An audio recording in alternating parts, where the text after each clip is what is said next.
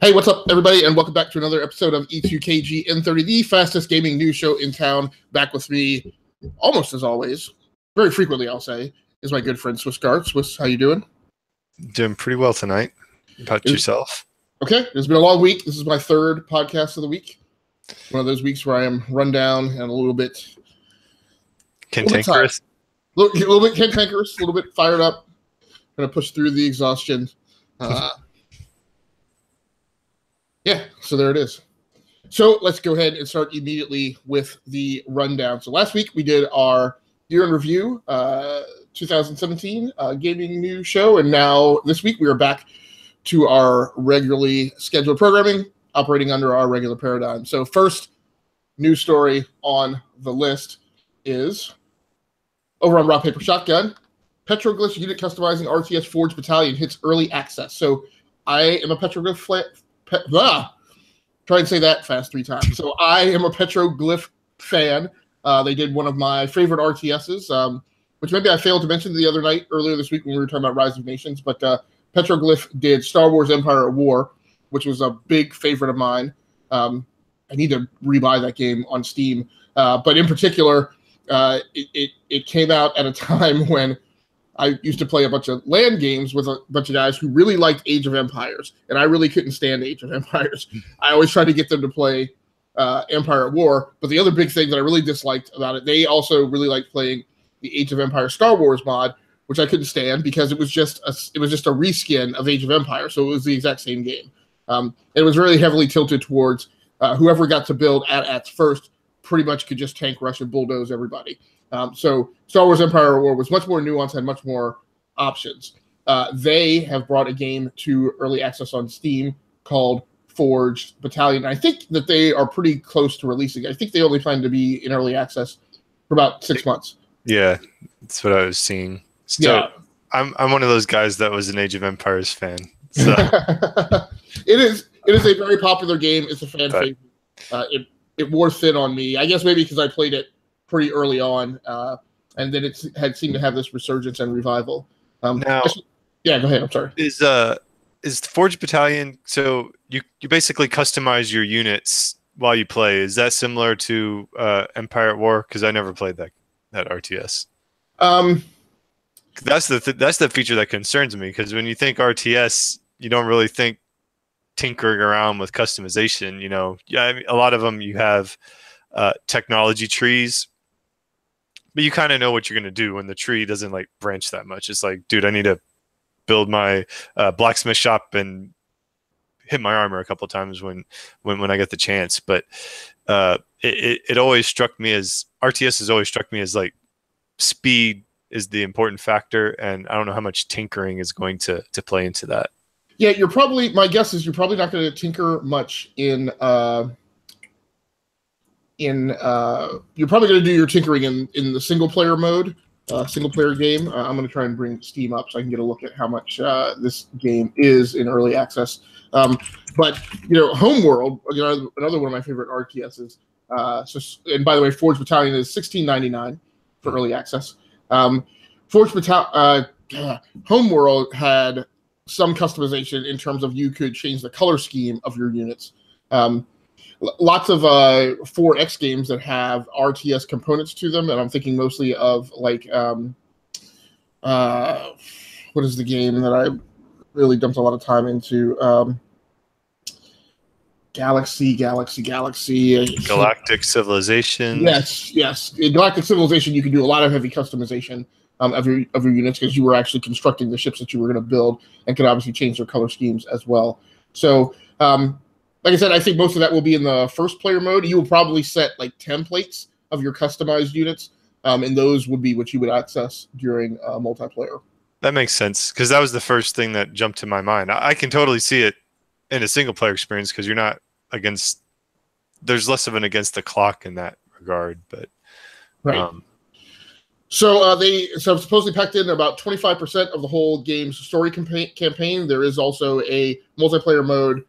For up to 8 players. Again, they expect to launch in about 6 months, so probably by summer. It's always nice to get a big, meaty RTS over the summer when sometimes there are not a lot of new releases. It's a healthy cognitively stimulating genre to play if you're ramping up in July and August to go back to school. So I will definitely be keeping an eye on this one. I am historically not an early access person, but I'll keep an eye on this. This might be the year that I tip over and change my stripes in that game. So you have another PC gaming based story. Are we heavy PC stories tonight? This might be the only two. Front third. Okay. But you know, for us, that's a lot of PC. Yeah, exactly. To kind of piggyback off of that, you if you want to play a hot new RTS, you might need a beefy new machine. And so I have this article from PC Gamer, which came out 2 days ago. It's appropriate for me because I'm kind of starting to look into designing a new build for my PC, which is getting overly long in the tooth. But and I came across this myself, and then I saw an article that was also complaining about it. So the article is, like I said, PC Gamer. It's a terrible time to buy a graphics card. So I'm just going to give you some prices here. GTX 1080 Ti is like, other than the Titan XP, I guess, is pretty much the behemoth card right now. MSRP $699. I think there were some deals you could get as low as $650, according to this article. Right now, you have to shell out $1,300. Okay, and that's going to be like aftermarket on Amazon or Newegg. 1070 Ti. MSRP $449. Somebody saw it $760 on Amazon, $900 on Newegg.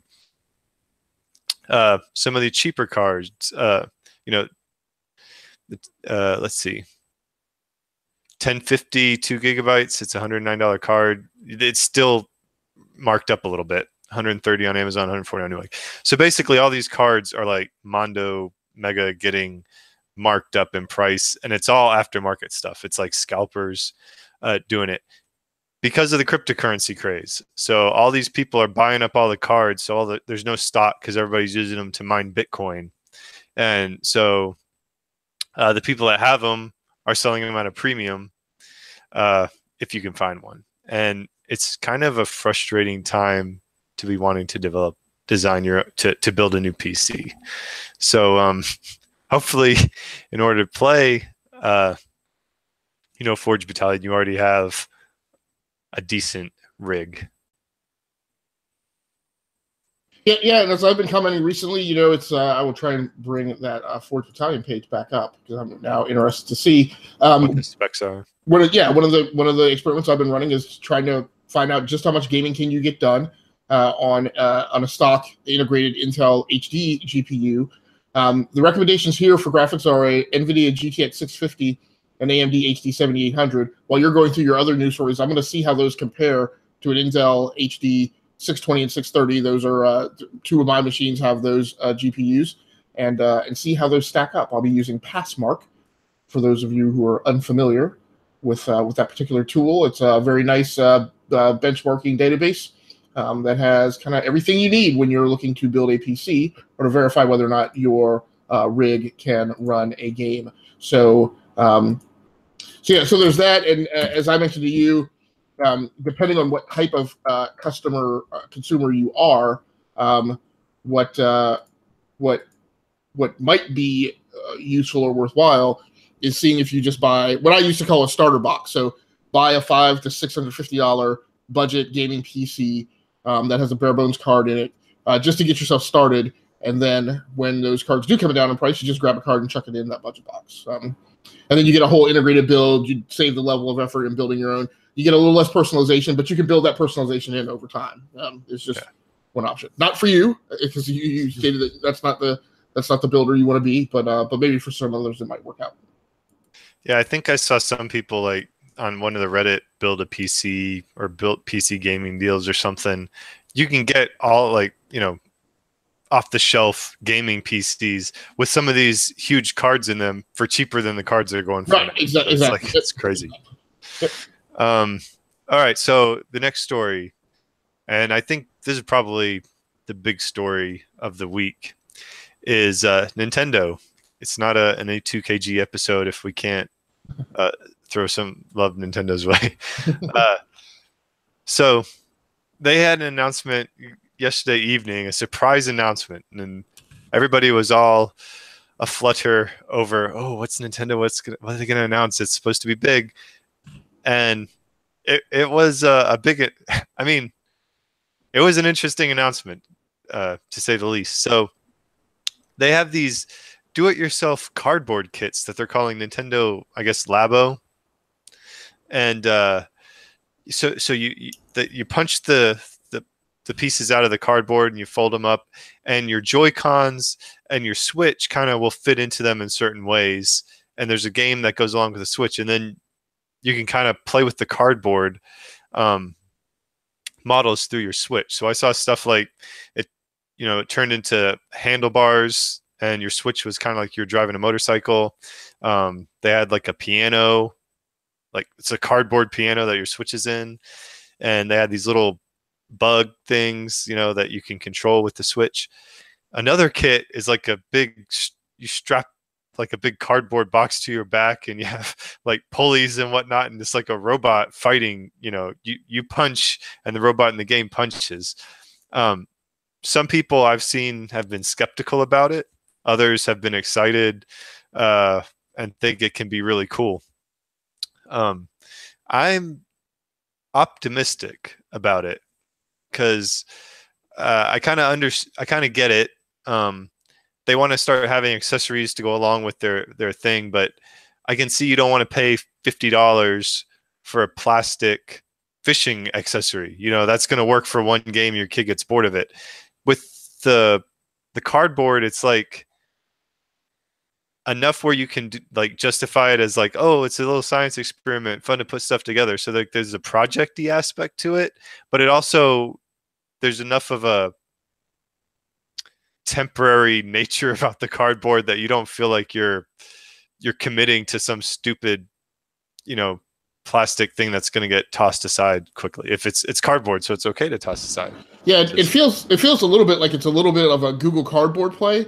So they want to get you invested in and using the technology, but they didn't want to blow the price point out, hoping to get a quick uptake of consumers who might normally be cost averse to investing in that type of peripheral. So it's interesting. Like moms and dads. Right. Yes, exactly. I am not interested in this, and I'm highly disappointed that what we have so far out of the gate from Nintendo is we have a meh kind of micro direct from them, not a full-blown direct. Maybe we ought to start calling those direct minis. Maybe they already do call them direct minis, mini directs. And then we have this. And in the meantime, those of us who have Switches, we're sitting around wanting to hear about Smash Brothers and Pokemon and their online services, right? Yep. So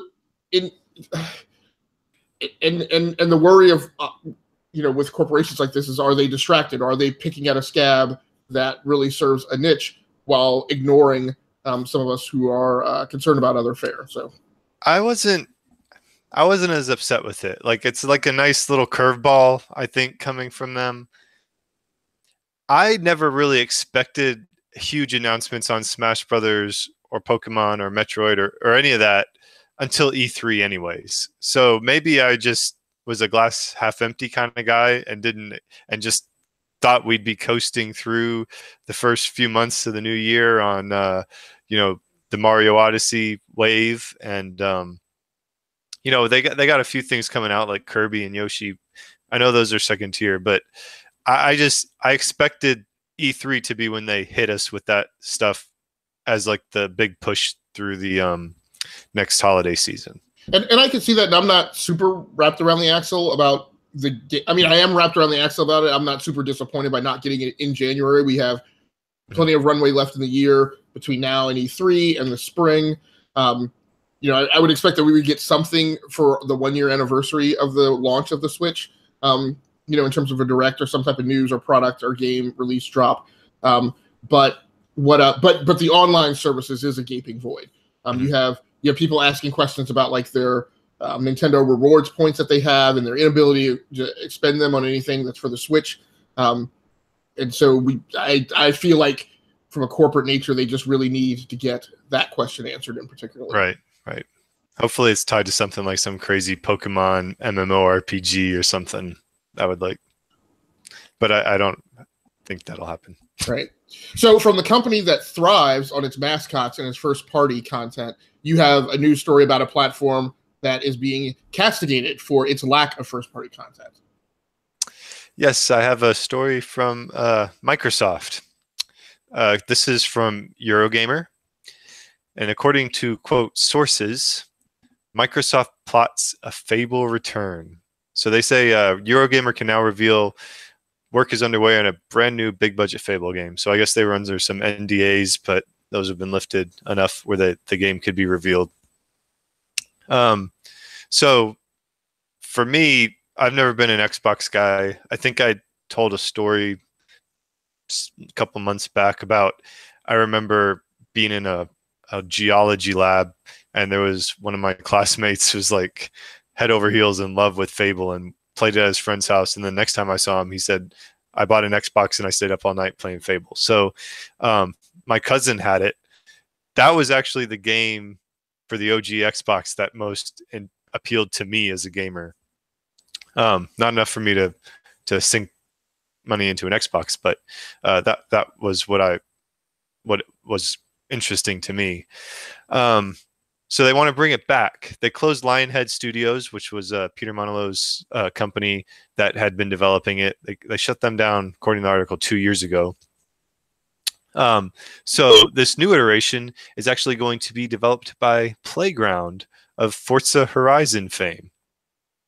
And oh, you didn't see that? You look surprised. No, I didn't know that. And again, I'm that gives me cause for worry, because I don't remember seeing a story about maybe I did see a story about Playground Studios expanding, but I definitely want my Forza Horizon 4 this year, and I'm hoping that Fable being in the mix doesn't monkey that all up.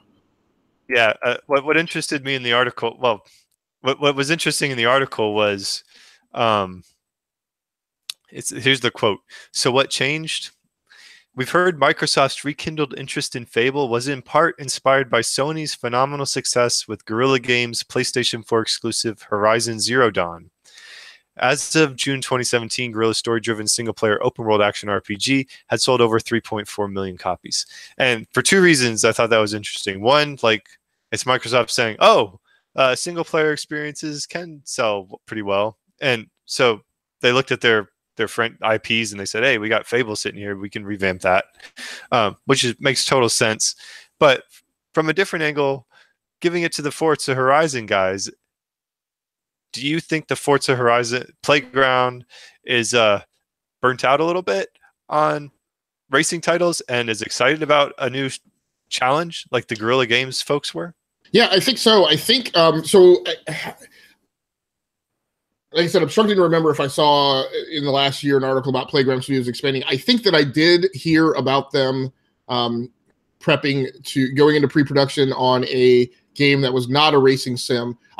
I know that there was some studio that has, in recent history been hardwired into doing a racing game, and they were going to do a title that branched away from that. Yeah, I think so. I think Microsoft. So I think it's a couple of things. I think Microsoft's renewed kindling of interest in developing first-party games, and Phil Spencer admitting that was a deficiency on the company's part. We're not covering it in this news rundown, but earlier this week there was also the announcement that that Matt Booty, who was the director was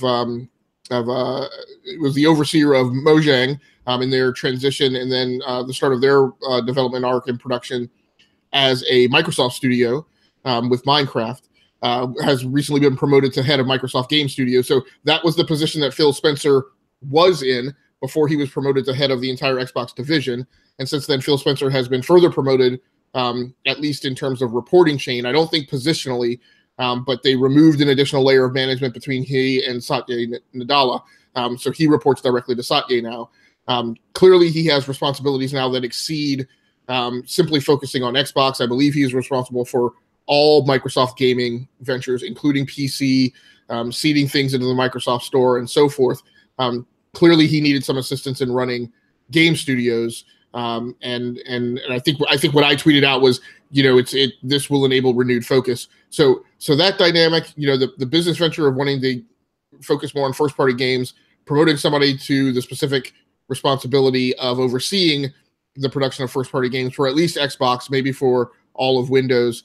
And then also, I think Microsoft also learned from their experience with Bungie, where Bungie was simply at a point. We may laugh at it now because I don't know that Destiny is that far off from what Halo was in terms of game design. I think it's very similar, but it expanded into the games as a service vector. I think Bungie was just tired of doing Halo over and over and over and over again, and that eventually led to their desire to just want to split away from Microsoft in whole. And now they are essentially an Activision studio. They are not first party technically, but second party kind of. Yeah, it's a long-term publishing deal with Activision. So I think Microsoft, and again, Phil coming from that domain, and Matt probably spending. I haven't looked into his background a lot, but there's probably a little more effort going into the care and feeding of those development studios and wanting to make sure that they don't get burnt out on one specific genre. That's I hadn't thought about Bungie. That's a really good point. I think analogy appropriate. All right. So let's go ahead and stay on the Microsoft tip, because our next story is another Microsoft story, an Xbox story. Found over at GameSpot. Xbox E3 briefing will include positive changes this year. So this is a little bit of a story about nothing to a certain extent, but I guess maybe I'm wired into tracking the movements at Microsoft a little more so maybe than others. But in a recent interview with Xbox boss Phil Spencer, and this was actually on Major Nelson's podcast, he started talking about that they are already starting the team planning for what they're going to do at E3, giving themselves a lengthy 5 to 6 month run up to what they're actually going to need to show on stage. Didn't have any specifics, but what Phil mentioned was that Xbox fans should see some positive changes. That sounds to me like that show is going to be firmly coupled to the notion of directly addressing things that fans are complaining about now. The biggest one of those being first-party titles and exclusive content. Now, I think they tried to address the exclusive content last year. There's an argument that some of their things that they're getting are faux exclusives. PUBG is definitely not a faux exclusive. So, again, I continue my rant about I think people have this wrong. To me, I think it's a matter of, does a given platform have good games on it? And I don't really care if they're first, second, third party, whatever. But there's a sense that there's a deficiency in first party titles. So E3 will be mid-June this year, June 12th through the 14th. The article at GameSpot speculates that we should expect to see a Halo 6 announcement. I would be surprised to not see something around Halo Wars, either maybe DLC or something. I'm wondering if Microsoft is going to drop something that is more along the lines of a free-to-play model as well. Supposedly there are rumors that they are working on a PlayStation Now-like streaming service, which maybe I don't. I wish DB was on here because I think he has messed around with Game Pass. I don't know exactly how Game Pass works. I thought it was a streaming service, but I guess we will have to see how that turns out. But, the basic gist of it is Phil is up on 2018 in the Microsoft Outlook, indicating that they are going to change some things to start addressing some concerns from their fans. I don't know. Any thoughts on this one? It, like you said, it's pretty vague marketing speak. I totally would expect them to be planning their E3 now. I mean, so yeah, and like you said, it's got to be game focused. I mean, the last E3 was so hardware focused, and understandably so. But yeah. So until we hear more, there's not a lot there, I think, yet. Yeah, but I think Microsoft is in a good position, and despite this may not be the popular opinion, but I was the console manufacturers, I was the most impressed by Microsoft showing at 2017's E3. I really felt the people who won E3 2017 were really the publishers. I was most impressed by shops like Ubisoft and Bethesda and what they brought to E3. I was much more focused on that. We had to pay attention to the Microsoft announcement to see what they were going to do with Scorpio. I kind of felt like they buzzed the ground a little too low with the whatever it is, $499 price point on the Xbox One X. But at the end of the day, I was the most pleased with them as far as a manufacturer showing at E3. But strategically, it's a nice position to be in that they have that behind them. I will still contend that they are not distracted by the additional need to think about other hardware pieces, like Sony has to think about PlayStation VR. I think they're firmly wound up to do what Satya wants them to focus on, which is services. And then that just leaves them to worry about, and they already kind of have a good service in place with both Game Pass and Games with Gold and Xbox Live. They have the best online gaming platform in the industry. So all they really have to do is maintain that lead from that perspective. So it kind of leaves Phil and I guess now Matt to focus on first-party titles and games. So I have high hopes for them at E3 this year. All right, let's go ahead and round out the show, the fastest gaming news show in town, with NPD numbers. Again, also over at GameSpot, the top 10 best-selling games of 2017 revealed in the U.S.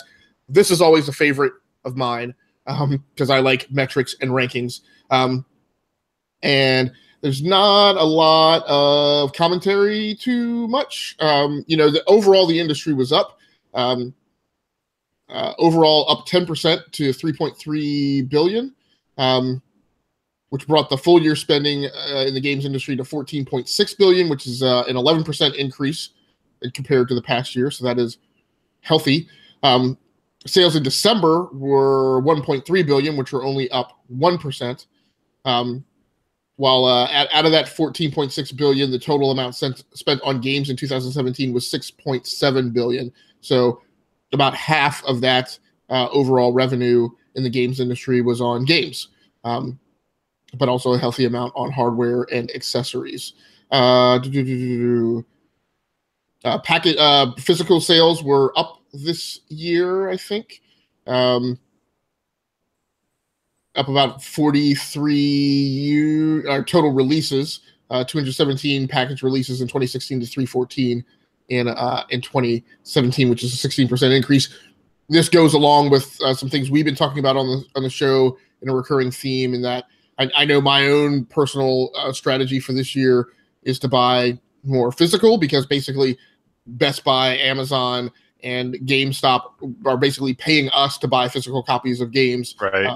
If you consider that comparatively to what a digital release costs. I'm not going to buy anything like PlayStation digitally. Everything's going to be physical because of Best Buy and GameStop for used. But the Switch, because it's designed to be portable, I like the digital eShop on that one. See, they don't drop their physical prices much anyway. So yeah, well, right, but then you get the discount if you're, so when I buy physical games at Best Buy, I get a discount from Best Buy. And I actually prefer physical releases on Switch because it helps me manage my storage capacity by not having an additional game download on there. So hardware spending in December rose 27% to $1.3 billion. So PS4 and Xbox One are still combined, still make for a faster pace of console sales than ever before in any console generation. Wow, so they say that the install base of the PlayStation 4 and Xbox One combined now exceeds that of the PlayStation 3 and Xbox 360 by 18%, and that of the PlayStation 2 and Xbox by 4%. Yeah. Nintendo Switch. Sorry, this is the late breaking news story that we packed into the show at the last minute, so I didn't get as much time to pre-read this. So let's go ahead and start talking about the rankings, and mainly what I like to do in this list is talk about the surprises. So, top 20 best-selling games of December 2017. Call of Duty World War II was in at number 1, Star Wars Battlefront 2 at 2, Super Mario Odyssey at 3. Here's a surprise to me, NBA 2K18 in at number 4. Agreed. Given that I think it was 2K16 or 2K17 that was definitely marred by some quality issues. I was impacted by that.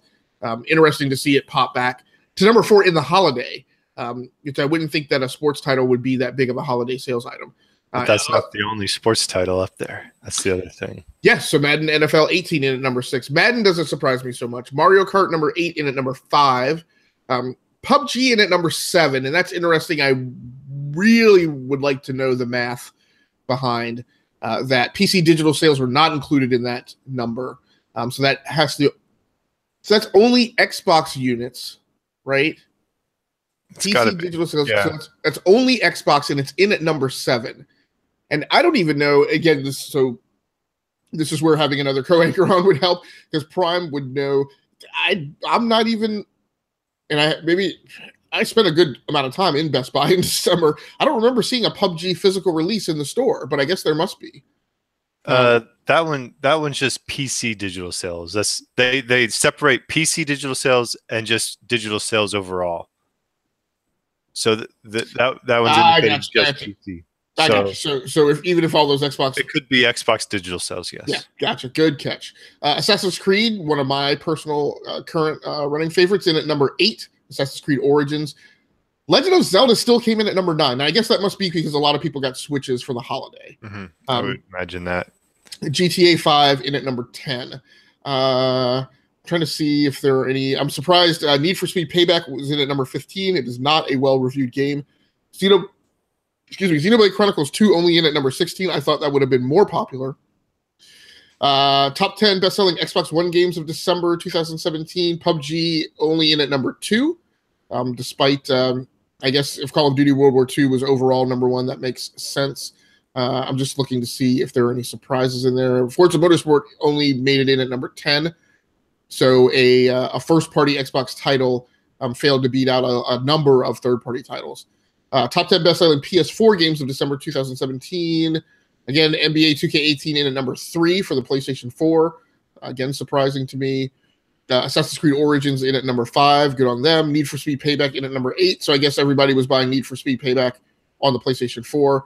Horizon Zero Dawn, a game that released in March 2017, still coming in at number 10 over the holiday season. Top 10 best-selling Nintendo Switch games. Now, interestingly, on this one, they do include digital sales. Digital sales excluded. Oh, did it say excluded? Okay, good. Another good catch. I apologize. Super Mario Odyssey in at number 1. That should be obvious. Mario Kart 8 in at number 2. Zelda in at 3. Splatoon, Xenoblade Chronicles 2. Mario and Rabbids. Poké Tournament, Elder Scrolls 5, Skyrim. Nice get for Elder Scrolls, having only released, I believe, in November. To work itself into number 8. I don't think the top 10 best-selling 3DS games are really even worth going over. This is the big one. Top 10 best-selling games of 2017 across all platforms. Call of Duty World War II in at number 1. Now, Call of Duty only released in October, so it didn't have as much purchase time as games that released earlier in the year. NBA 2K18 in at number 2? Yeah. Madden. Madden's 4. Destiny 2 is 3, but they don't include PC digital sales. So, maybe that's a little higher.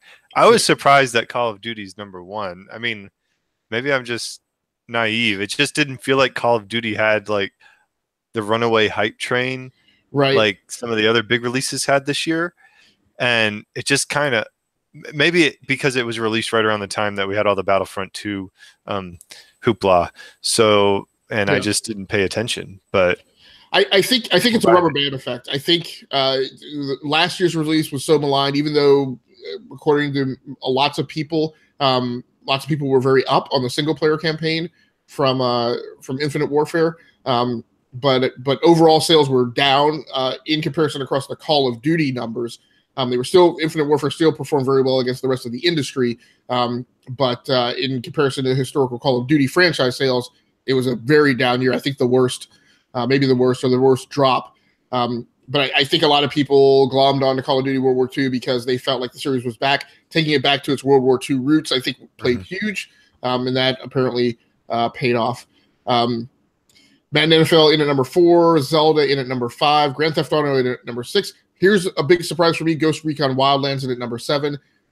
Another Ubisoft game. I had the feeling in my gut that Wildlands was performing about as well as The Division. I don't consider The Division a runaway success. Although as far as games as a service, they seem to be trying to work their way back. And it's gotten worked its way back a little bit more into the zeitgeist. But overall, that was one that kind of went poof and then petered out very quickly. There has been a bit of a resurgence in it as they've released DLC, but surprisingly in at number 7. Beating out Star Wars Battlefront 2, which arguably should have been in the top 3 until all of the microtransaction shenanigans at EA.